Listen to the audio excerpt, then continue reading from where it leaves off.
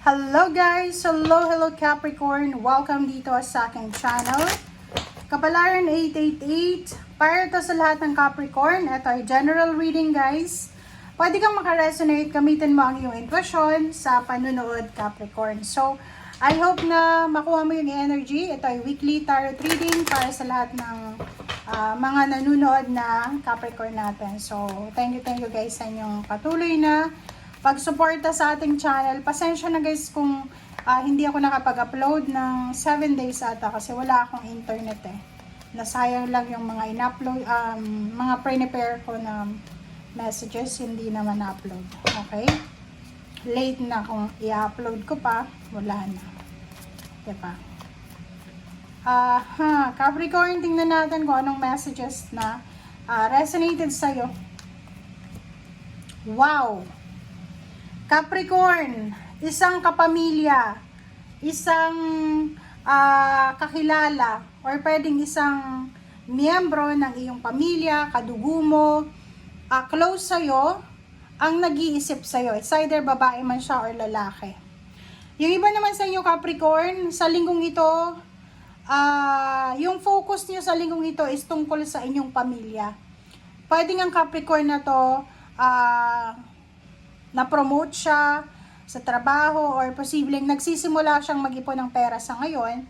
And yung mindset niya ngayon is kailangan niya mag-ipon ng pera kasi gusto niyang magpatayo ng mansyon. Lalo yung OFW na Capricorn, nakikita ko na sobra yung pagtitipid mo sa ibang bansa kasi nagpaplano ka ng pwedeng renovation ng bahay mo or pwedeng magpagawa ng gate or pwedeng magpatayo ng sariling bahay or bumili ng lupa. Okay?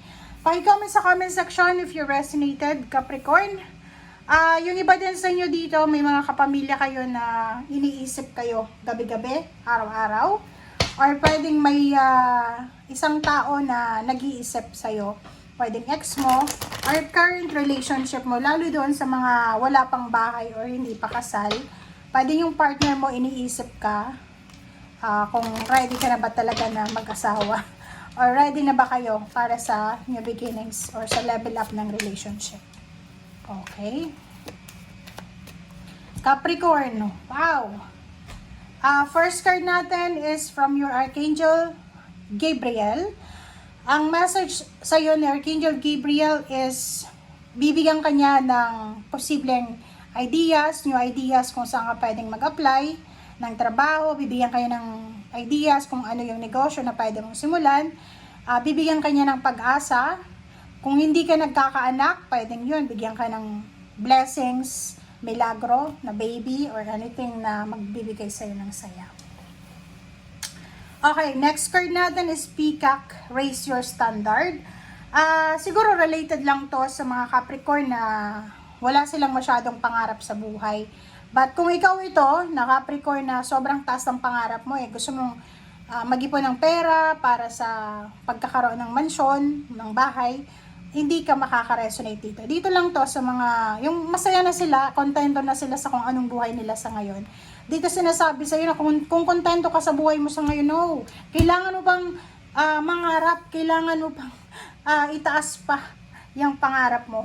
Okay? Kasi kaya mo naman eh. Okay, Capricorn.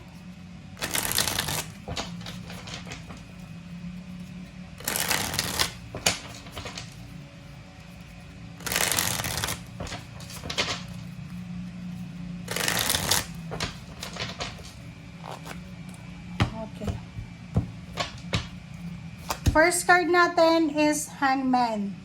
Wow! Yung Hangman na to is reverse.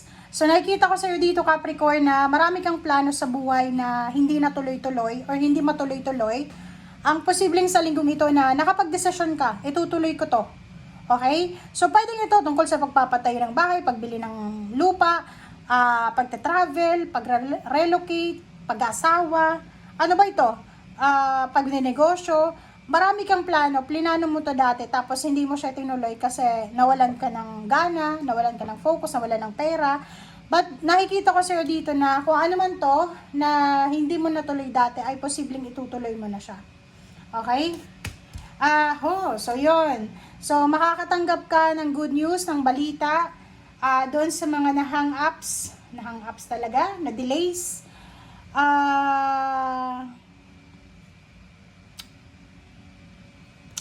Etong balitang ito is pwede to sa mga trabaho na in-applyan nyo dati, relationship na meron kayo dati na hindi nag-progress. Nakikita natin yung pwedeng renewal, 'di ba? Yung pwedeng nahang na plano, nahang na ideas or mindset, relationship goals, ang posibleng ituloy mo.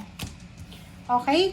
So, nakikita ko sa'yo dito, yung ibang Capricorn is masyado kayong nag-overthink. Yun lang yung problema sa inyo. Yung iba hindi makatulog sa gabi.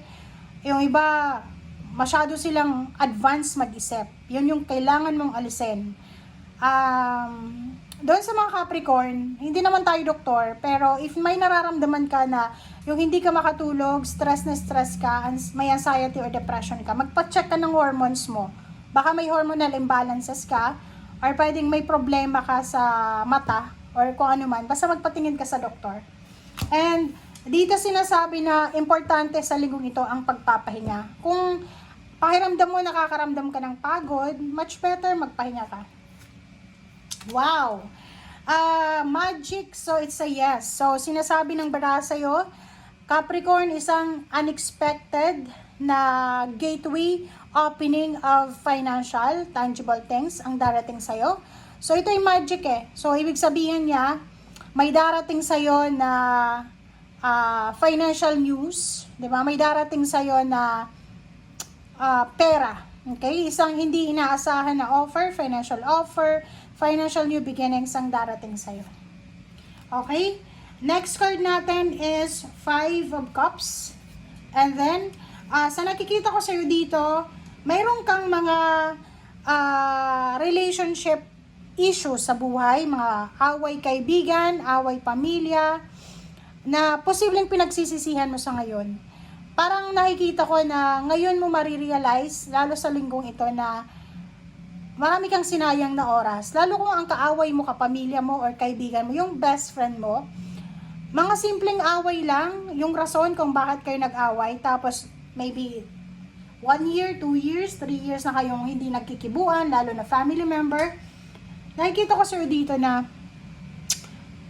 pinagsisisihan mo ito, or pwedeng yung taong ito na kaaway mo, siya yung magsisisi ngayong linggong ito. Okay? Ay kita ko sa'yo dito, maraming problema, pinansyal, pamilyal. May mga problema ka sa pamilya mo, kapatid mo, kaibigan, magulang, na napapagod ka na na parang sinasabi mo dito, gusto mo nang matapos tong issue na to, gusto mo nang matapos yung problemang ito. And siguro yung iba, yung problema na kinakaharap mo is pera. Pwedeng sabihin na natin nangangailangan kayo ng pera. Sabihin na natin na kailangan nyo ng tulong financial. So, dito sinasabi ng 6 of Pentacles na kung kailangan mo ng pera, may mga tao na pwedeng malapitan mo. Try mo lang, malay mo, di ba? Tingnan mo. Kasi nakikita ko sa'yo dito, itong Capricorn na ito is masyado siyang workaholic.